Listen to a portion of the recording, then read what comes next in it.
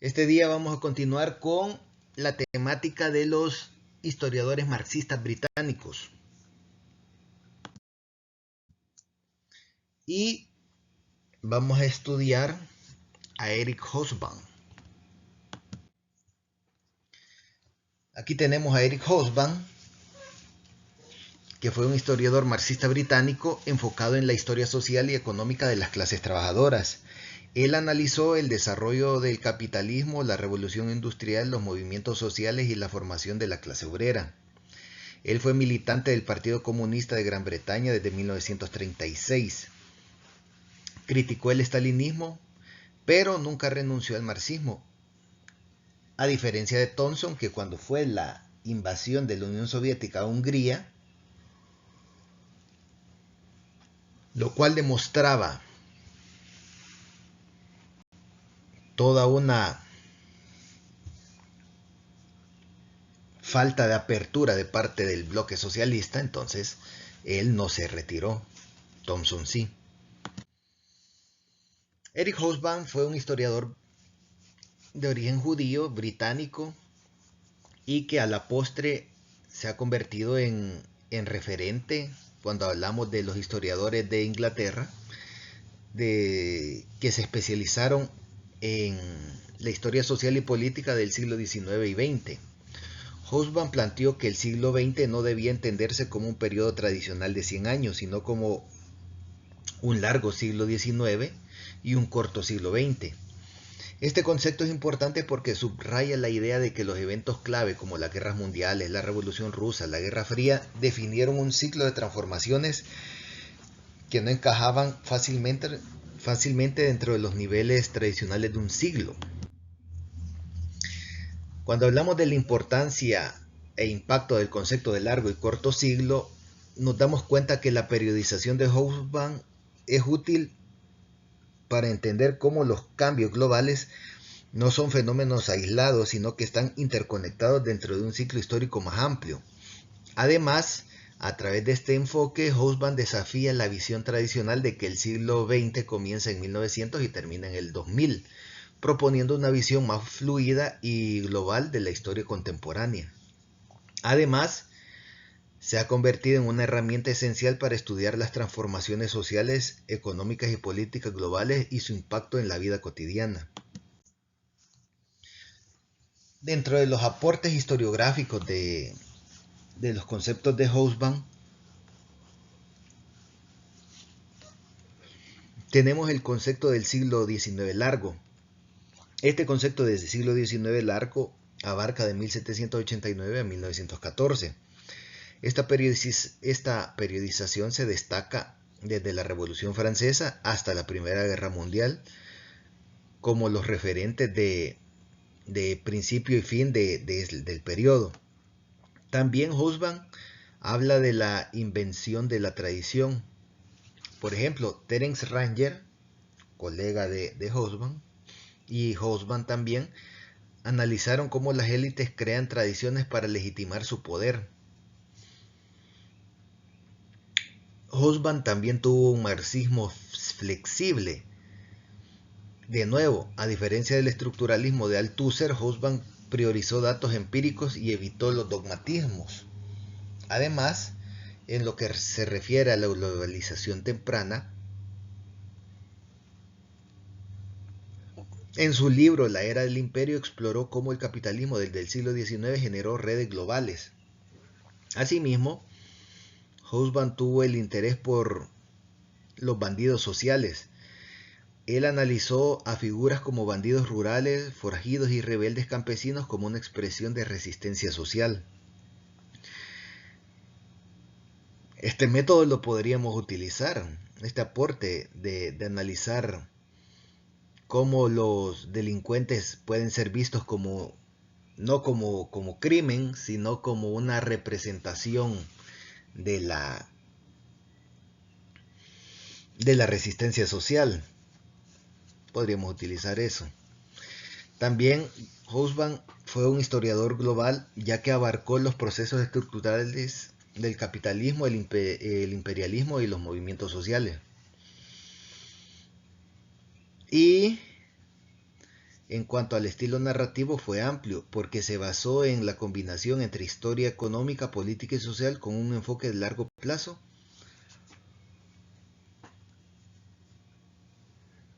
en el cual podemos decir que tuvo influencia de la Escuela de los Anales.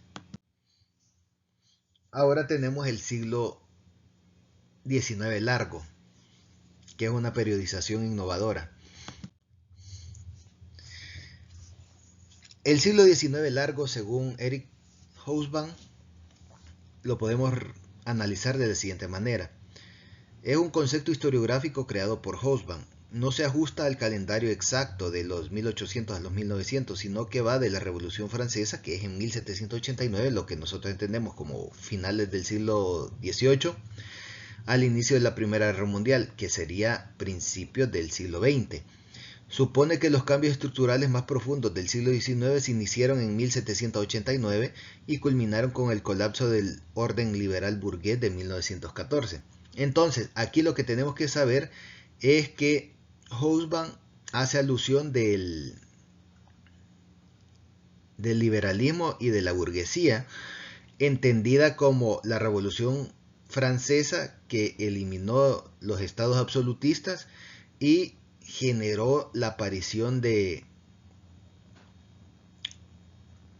las burguesías y los estados liberales, lo cual a la postre culminó con el conflicto a gran escala entre las potencias. Por eso es que Hobsbawm menciona que el siglo XIX abarca desde la Revolución Francesa, estamos hablando de 11 años, y 1914, estamos hablando de 14 años, o sea que si bien abarca siglo XVIII, XIX y XX, en realidad tiene mucha lógica lo que dice Hobsbawm, en el sentido de que a finales del siglo XIX, a finales del siglo XVIII, que es la Revolución Francesa, efectivamente inicia este nuevo orden basado en el poder de la burguesía y su forma de gobierno, que es el liberalismo. Entonces el concepto central de la obra de Hobsbawm se desarrolla en una trilogía. Esa trilogía que le hemos mencionado antes narra los procesos fundamentales del siglo largo. Para los cambios entre 1789 y 1914 hubo una continuidad estructural. El capitalismo industrial dominó el mundo, las instituciones burguesas, es decir, los parlamentos y los mercados, se consolidaron y las tensiones sociales entre obreros y burguesía fueron constantes. Por lo tanto, podemos asegurar, según Hobsbawm, que hay un siglo XIX largo. Todo esto lo menciona Hobsbawm en su trilogía, que era lo que ya habíamos hablado antes, que son sus 3 libros, que son La Era de la Revolución, La Era del Capital y La Era del Imperio. Son tres libros que efectivamente abarcan todo este siglo XIX largo, y que son divididos por periodos, es decir, que los libros de Hobsbawm se dividen por estos periodos específicos.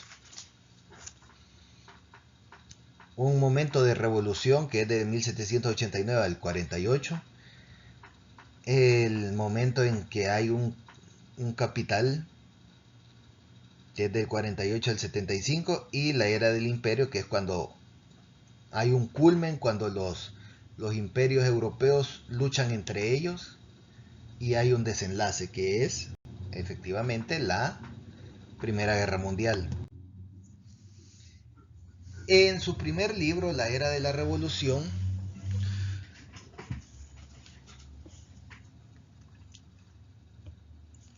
Hobsbawm analiza la Revolución Francesa y las revoluciones europeas de 1848. Entonces se habla de una doble revolución, la revolución política y la revolución industrial. Una inicia en Francia, la otra inicia en Inglaterra. Entonces, ambas transformaron el mundo creando las bases del capitalismo moderno y las luchas sociales del siglo XIX. La Revolución Francesa y sus efectos puede ser visto desde la caída del antiguo régimen, que es la abolición del feudalismo, el ascenso de la burguesía, la exportación de ideas, que son las guerras napoleónicas, la difusión del liberalismo y nacionalismo con Europa, y hay contradicciones. Mientras hay una proclama de libertad, igualdad y fraternidad, Napoleón impulsó un imperio autoritario.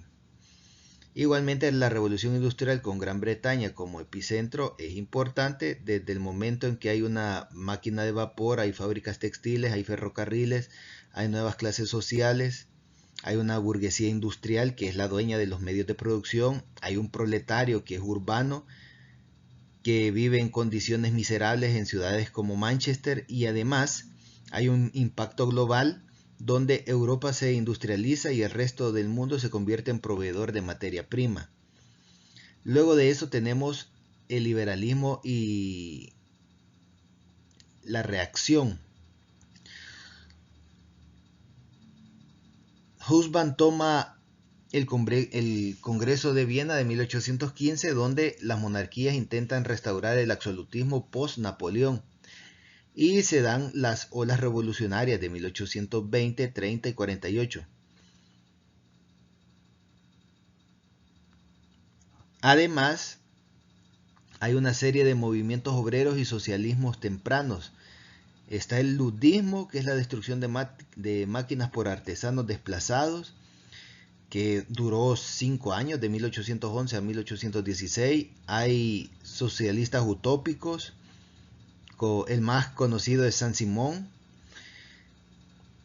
los cuales critican el capitalismo pero sin la base científica. Aparece el Manifiesto Comunista, el cual es escrito y publicado en 1848, y donde Marx y Engels son el marco teórico referencial en lo que respecta a la lucha de clases. También tenemos los nacionalismos románticos, porque empiezan a darse las unificaciones de los que posteriormente se van a convertir en países. Estamos hablando de Alemania, de Italia.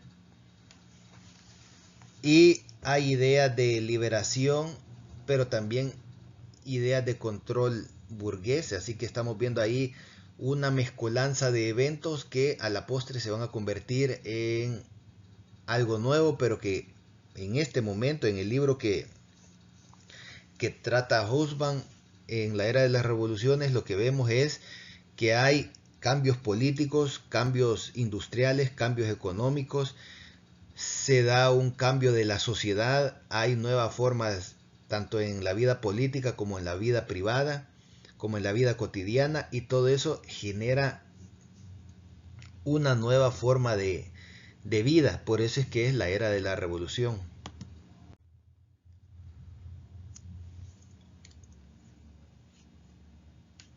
Por lo tanto, Husserl menciona que la Revolución Francesa y la Revolución Industrial son los motores iniciales que consolidan el orden burgués. ¿Por qué? Porque en la Revolución Francesa hay un cambio del orden político y hay una introducción de conceptos modernos como la ciudadanía, los derechos, la soberanía nacional. También hay otro concepto y otra aplicación que es la revolución industrial, porque se transforman las relaciones económicas y hay un sistema capitalista moderno y modifica radicalmente la vida social. Además, tras las revoluciones se establece un orden dominado por la burguesía. Asimismo, el liberalismo, el nacionalismo y el capitalismo son ideologías rectoras. También tenemos la hegemonía europea, que se centra y se consolida económicamente y políticamente. Además, vemos el papel de las revoluciones de 1848. Acá en 1848 hay un punto de inflexión que marca el fracaso de los proyectos revolucionarios radicales, pero que también permite el avance de ideas burguesas, o mejor dicho, que también impide el avance de las ideas burguesas. Es decir, que en 1848 hay tanto un paro para las ideas revolucionarios marxistas, ya que se tratan de hacer revoluciones en 1848 en toda Europa, y muchas ideas de tinte marxista, pero son detenidas, no progresan, pero igual, estas ideas burguesas también se frenan, no colapsan, sino que se frenan, y eso crea una fase de estabilidad y consolidación del capitalismo industrial, ya que vemos ahí una especie de estancamiento de ideas conceptuales. Mientras tanto, hay una expansión del capitalismo global. Entonces, Inglaterra lidera el proceso, pero otros países como Alemania, Francia y Estados Unidos se industrializan y se desarrolla el imperialismo. Y entonces hay una expansión colonial, hay una explotación económica y hay una dominación política sobre Asia, África y América Latina. ¿Qué significa esto? Significa entonces que hay todo un proceso de consolidación de una nueva forma de vida, tanto social, política, económica, tanto en la industria como en la ideología. Así se consolida los estados, bueno, no son los estados, sino que estos estados incipientes, estas ideas liberalistas, estas ideas marxistas, estas ideas de industrialización, estas ideas liberales y demás, se están estabilizando, se están formando y se están estabilizando, y luego llegamos a la era del capital, que abarca de 1848 a 1875. La era del capital, es el segundo libro de Hobsbawm y abarca las revoluciones que se dieron en 1848 y llega hasta la Gran Depresión de 1873 y que tiene sus efectos en el 75. Muchos conocemos la depresión de 1929, entonces no hay que confundirnos con esa depresión de 1929. Es decir, que depresiones económicas han habido muchas. Dentro de esas muchas está esta de 1873, que tuvo su repercusión también en 1875. Entonces también podemos hablar de que en este libro, que es la era del capital, el capitalismo industrial se consolida como un sistema global, generando prosperidad, pero también tensiones sociales. Hay una burguesía triunfante, que es la clase burguesa dominante, tanto en lo político como en lo cultural, pero hay contradicciones. Esas contradicciones, que es algo de la dialéctica marxista, Hobsbawm era marxista, que nos habla de la riqueza extrema versus la miseria obrera. Y luego podemos ver cómo los movimientos obreros y los socialismos tienen un surgimiento en la primera internacional, en los sindicatos, pero de nuevo hay un fracaso en las revoluciones de 1848, en la cual los obreros pues no logran tomar el poder, pero que es algo incipiente y algo que permite ver que existe esa posibilidad. Entonces hablamos de que también hay un imperialismo y un colonialismo. Europa exporta capitales y controla regiones como la India, África,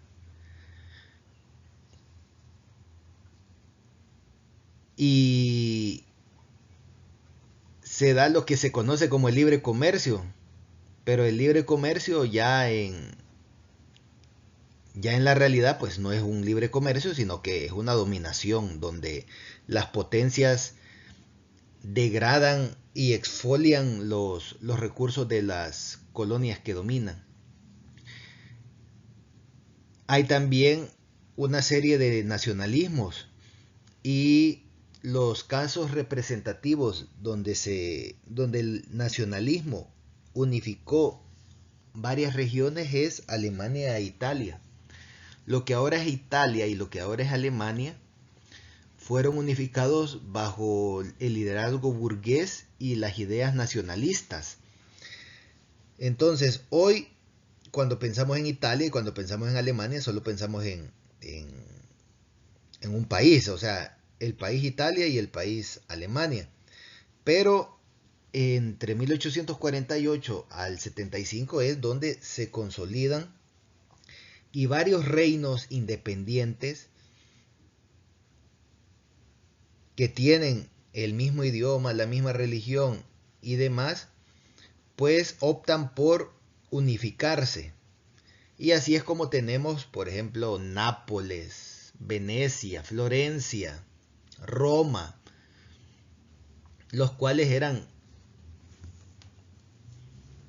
reinos, repúblicas o estados independientes y deciden unificarse.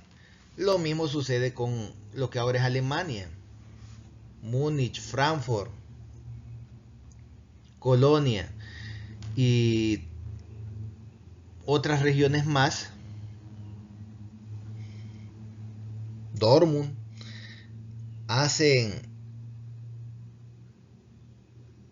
son reinos o estados independientes pequeños, pero que tienen una cultura común, lo cual hace que se unifiquen. Entonces hoy, 150 años después, vemos a Italia y a Alemania unificadas como un solo país y ya nosotros no consideramos y no pensamos en que en realidad esos dos países en un momento fueron la unión de más de 5 reinos, repúblicas, estados, lo que sea. También hay una expansión del capitalismo industrial en este periodo del 48 al 75, porque se da un crecimiento de ferrocarriles, de la banca moderna, del comercio global, y hay una especie de revolución dual, en el sentido de que hay una interacción entre revoluciones políticas y la revolución industrial, es decir, que es un proceso en el cual se mantienen esos dos elementos, los elementos políticos e industriales. Y al final, ya este periodo estamos viendo que hay una estabilidad burguesa. ¿Por qué? Porque hay una prosperidad aparente que se mantiene, que va a tener una serie de grietas porque se van a dar fenómenos como la Comuna de París de 1871, que fue un levantamiento armado, el cual buscaba una serie de reivindicaciones. Entonces ahí vemos cómo en este periodo también se suponía que había una semi-estabilización burguesa, pero que en realidad llegó un momento en que hay una explosión social. El último libro, que es La Era del Imperio, que abarca de 1875 a 1914, este es el tercer libro de Hobsbawm dentro de la trilogía de él, y él analiza el periodo desde la Gran Depresión o el pánico de 1873 hasta el estallido de la Primera Guerra Mundial en 1914. Entonces recordemos que el Gran Pánico se da en el 73, pero tiene efectos en el 75, por eso es que la periodización está en ese aspecto. Recordemos que estos historiadores lo toman eventos, pero no es que van a tomar un evento exacto. Acordémonos de los procesos, acordémonos de que estos son marxistas británicos que tienen una idea parecida a la escuela de Anales, en el sentido de que lo que importan son los procesos. Por eso es que no nos podemos casar con las fechas. Así que hay una gran depresión en 1873 y llegamos a esta época del imperio, a 1914. Aquí lo que vemos es que el capitalismo industrial da un paso al imperialismo financiero. Hay una creación de un mundo interconectado pero lleno de tensiones, que desembocó en la catástrofe de 1914, es decir, la Primera Guerra Mundial, pero que fue conocida en su tiempo como la Gran Guerra. Aquí hay un imperialismo y una globalización económica. Hay expansión colonial, se da el reparto de África en la Conferencia de Berlín de 1885, se da el dominio de Asia, el capitalismo financiero es mucho más claro con los bancos y las inversiones europeas en América Latina y en el Oriente, es decir, en Asia. Las tecnologías y las comunicaciones avanzan, estamos hablando del telégrafo, del ferrocarril transcontinental, del barco de vapor. Estamos hablando de las construcciones del canal de Suez de 1869 y el canal de Panamá de 1914, que se consolida en este año, 1904, que simbolizan el control occidental, en el sentido de que ya ni lo geográfico impide la mundialización y la conexión de Europa y los recursos naturales que necesita para mantener su status quo. Entonces vemos aquí el aparecimiento de una burguesía y una cultura de masas. Hay una consolidación de la clase media. ¿Por qué? Porque se da una educación universal, hay prensa barata, es decir, que se puede consumir de manera masiva.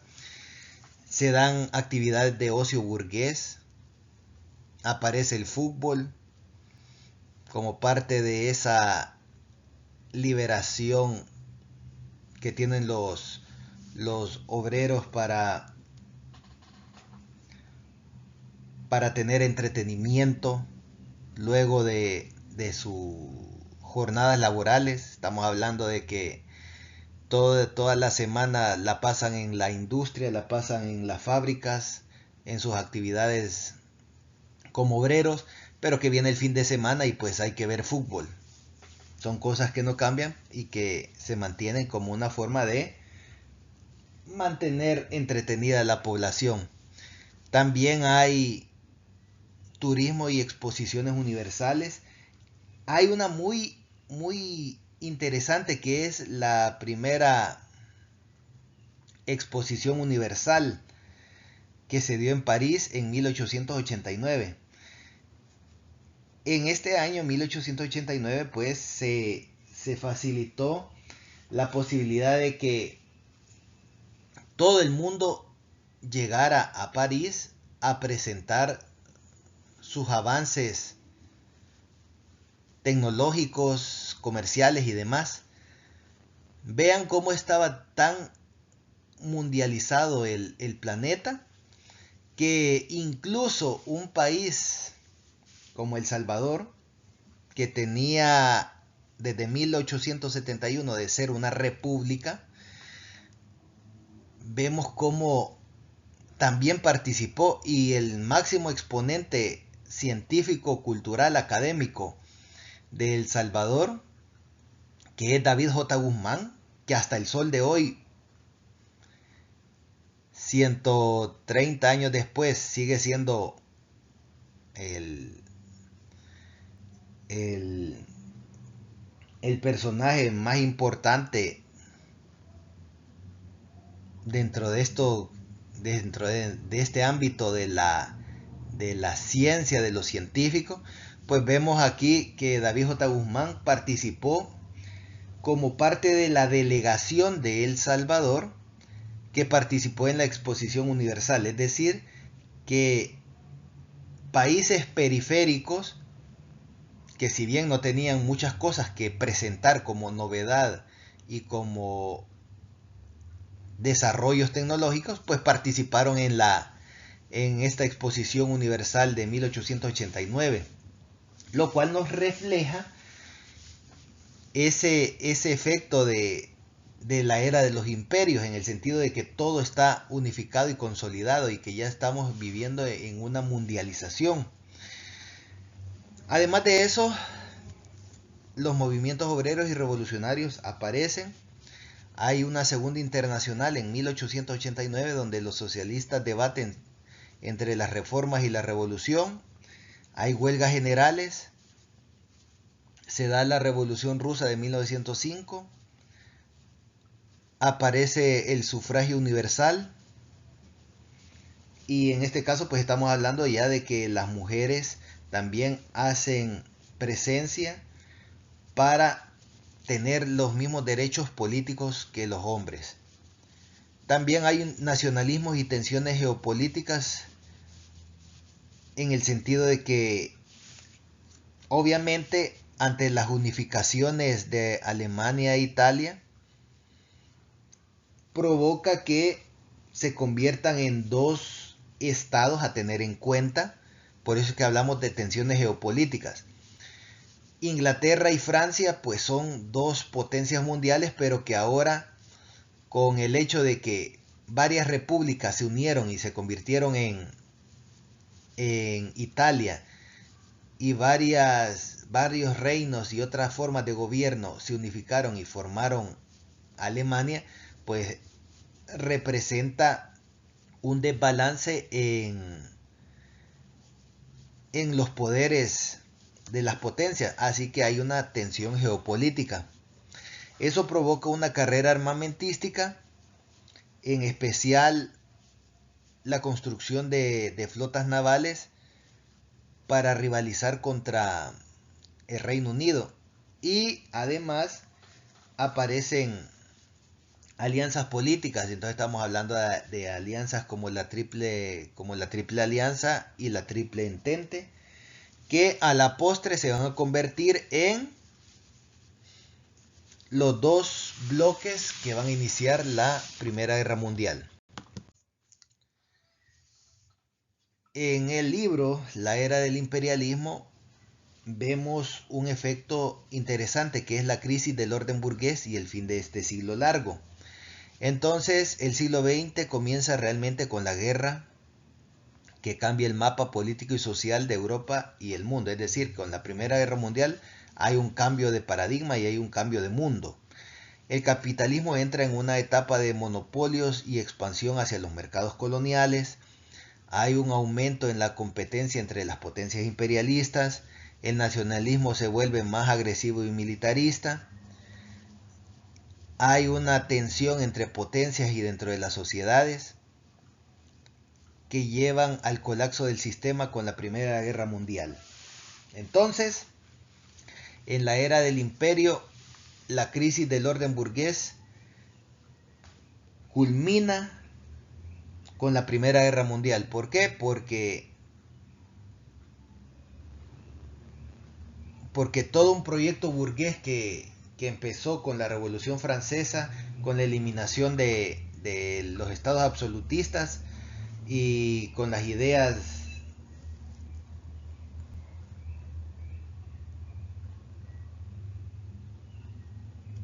de la Ilustración, pues se acaban con las tensiones y con las luchas políticas de las potencias. Así es como llegamos al siglo XX corto, que abarca de 1914 hasta 1991. Hobsbawm divide el siglo XX en tres eras, cada una de esas con sus contradicciones. Recordemos, cuando hablamos de contradicciones es porque Hobsbawm, como marxista que es, pues hace alusión a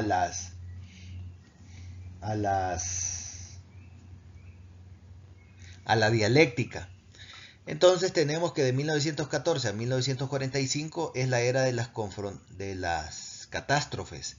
Entonces, en esta catástrofe estamos hablando de las guerras mundiales, de la crisis del capitalismo, del ascenso del fascismo, del colapso de los imperios, de la Gran Depresión, y los eventos emblemáticos de este periodo de tiempo son la Primera y la Segunda Guerra Mundial, la Revolución Rusa, el crack de 1929, el periodo del Holocausto de parte de los judíos y otros grupos minoritarios asesinados sistemáticamente por la Alemania nazi.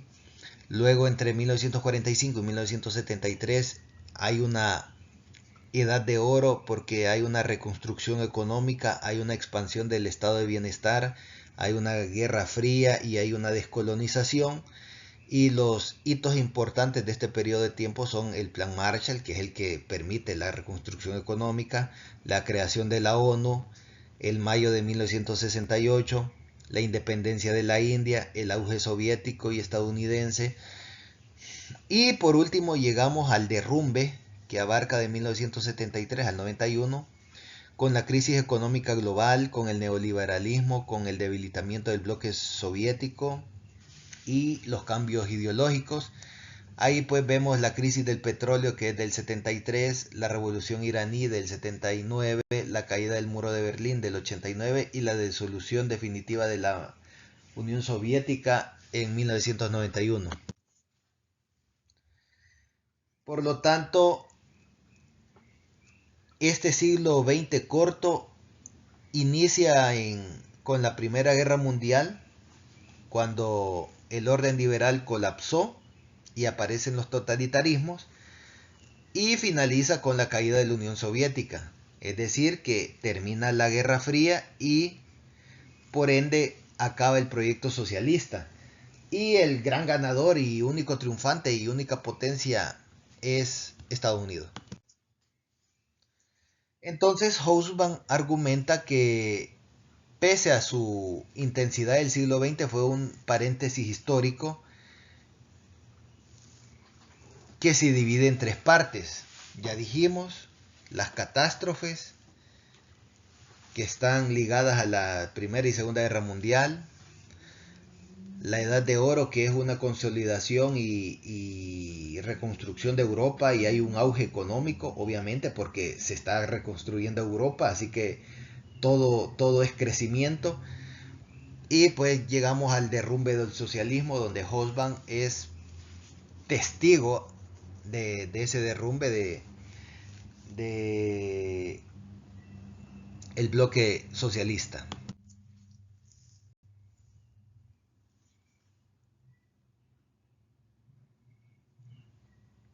Así pues, hay todo un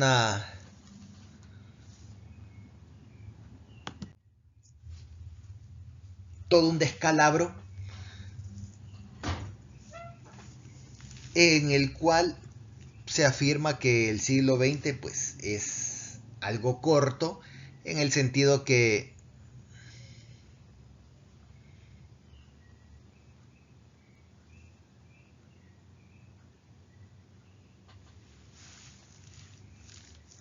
termina el siglo XX en 1991 con la disolución de la Unión Soviética.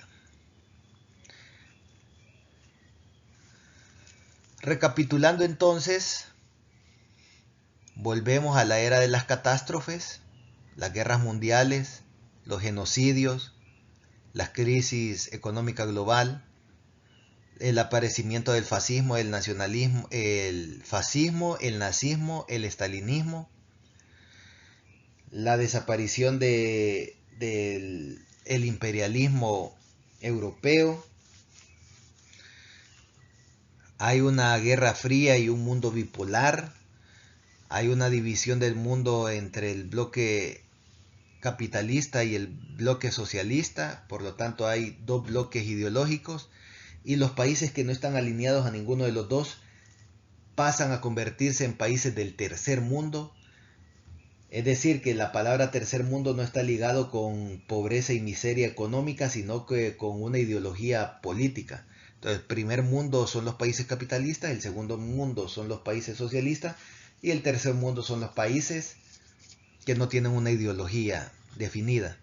Y que tristemente son los países del tercer mundo, los que van a vivir la Guerra Fría, porque se van a convertir en el tablero donde se van a desarrollar guerras revolucionarias y contrarrevolucionarias que van a generar cambios políticos. Y ahí es donde vemos guerras periféricas como la de Corea, la de Vietnam, la de Afganistán, todas las guerras que se dieron en América Latina, en África.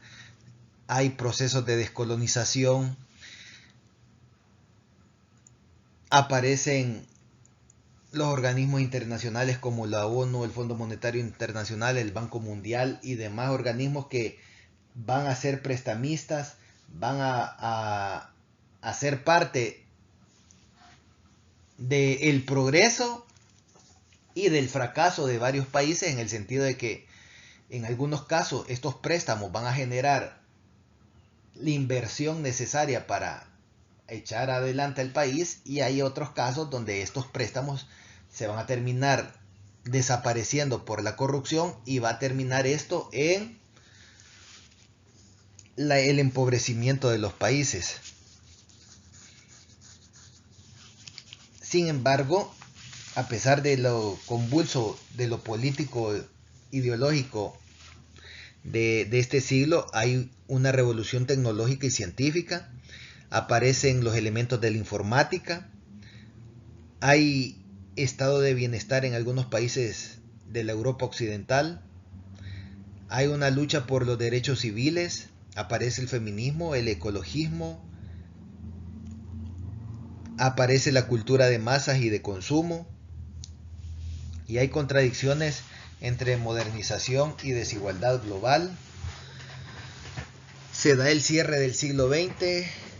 Está la caída del muro de Berlín, la disolución de la Unión Soviética, se da el triunfo hegemónico del capitalismo global, del neoliberalismo, se da el fin del orden bipolar y hay nuevas etapas de unipolaridad, en este caso pues de Estados Unidos, que se convierte en un mundo unipolar donde el único que tiene el poder absoluto es Estados Unidos.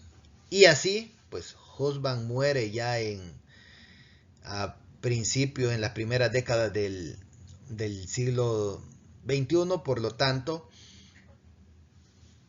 Hobsbawm no mira ningún surgimiento de otra potencia, sino que la única que existe es Estados Unidos, y por lo tanto en la visión de Hobsbawm es que hay un mundo unipolar.